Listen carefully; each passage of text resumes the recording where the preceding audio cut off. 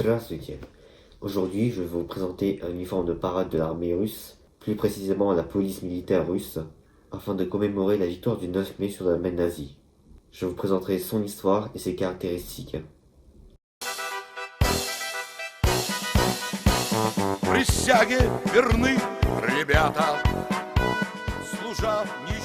La police militaire en russe Военная полиция est la branche de contrôle de la sécurité interne des forces armées de la Fédération de Russie.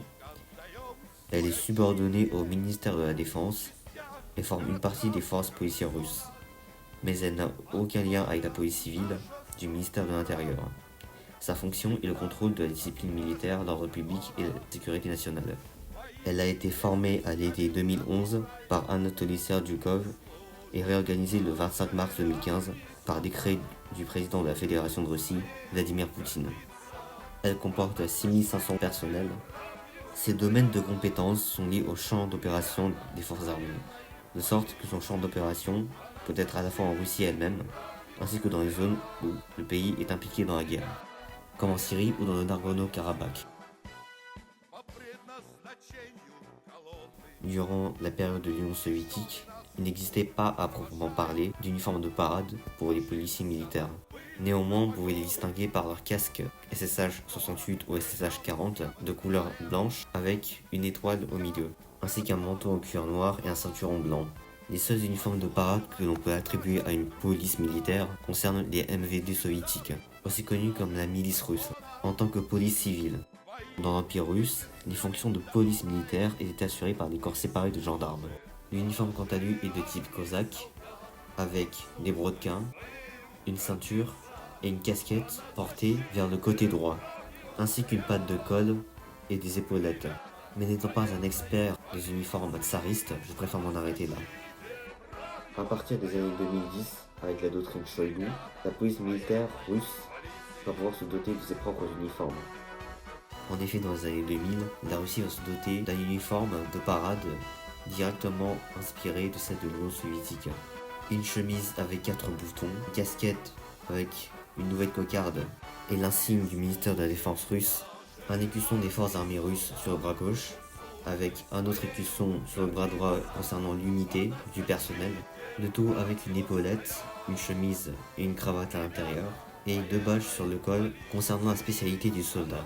Or, sur cette image, on peut voir que l'officier, colonel, appartient à une spécialité, l'infanterie motorisée.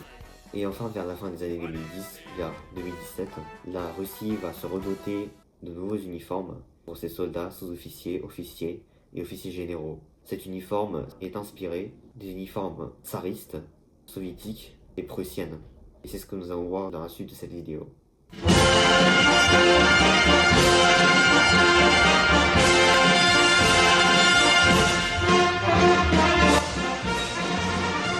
En effet, le nouvel uniforme de parade de l'armée russe contient plusieurs caractéristiques inspirées de l'Union soviétique, de la Prusse et de la Russie tsariste.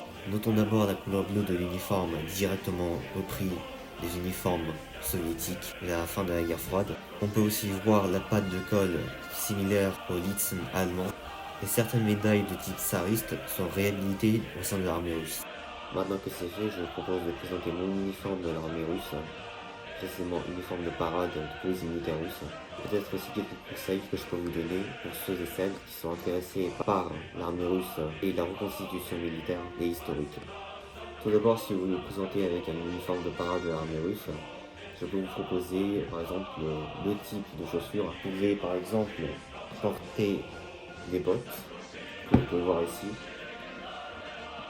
Ce sont des brodequins qui sont à peu près la taille du tibia et ils sont assez utilisés dans les cérémonies et parades. Vous pouvez porter juste des chaussures courtes de l'armée, enfin ça c'est de l'armée soviétique, mais c'est tout aussi valable pour l'armée soviétique et pour l'armée russe. J'ai aussi en ma possession une casquette de l'armée régulière russe. Que vous pouvez voir ici notamment avec la cocarde moderne bien sûr, l'aigle qui représente le ministère de la Défense russe. Ne surtout pas confondre avec une autre casquette, celle de l'Union soviétique, Voilà, comme vous pouvez voir, c'est pas du tout la même cocarde, il n'y a pas d'aigle dessus. Et au niveau des boutons, ça c'est bien évidemment soviétique, tandis que la plus moderne, l'aigle qui représente la bannière de la Fédération de Russie. En revanche, contrairement à cette casquette soviétique, euh, disons que l'entreprise et la date qui vont avec ne sont pas imprimés sur le nouveau. Bien sûr, deuxième chose, c'est que quand vous portez une ceinture, ne confondez pas celle de l'Union soviétique et celle de la Fédération de Russie. Et j'en ai des exemplaires ici d'ailleurs. Voilà, ça, pour reconnaître le marteau et la faucille au milieu de l'étoile, c'est l'armée soviétique. Tandis que celle de la Fédération de Russie, c'est plutôt, comme je vous ai montré tout à l'heure, un aigle. Même si les ceintures sont très similaires, il y a quand même une différence en termes d'insigne. Et enfin, un dernier conseil, c'est que si vous portez un uniforme de parade de l'armée russe, veillez à ne pas mettre trop de médailles dessus, car le règlement depuis la fin des années 2010 stipule que le port de médailles est limité en termes de nombre, et les médailles soviétiques, qu'elles soient civiles ou militaires, ne sont plus reconnues comme des médailles à part entière que vous pouvez avoir en parade. Donc ce sont mes conseils pour ceux et celles qui sont intéressés par la reconstitution militaire, ou qui sont collectionneurs ou juste intéressés par le monde militaire russe. À présent, je vais vous présenter de manière globale mon uniforme de police militaire. Bien sûr, les médailles ont été placées dans l'ordre de préséance. Je vous laisse regarder tout ça par vous-même.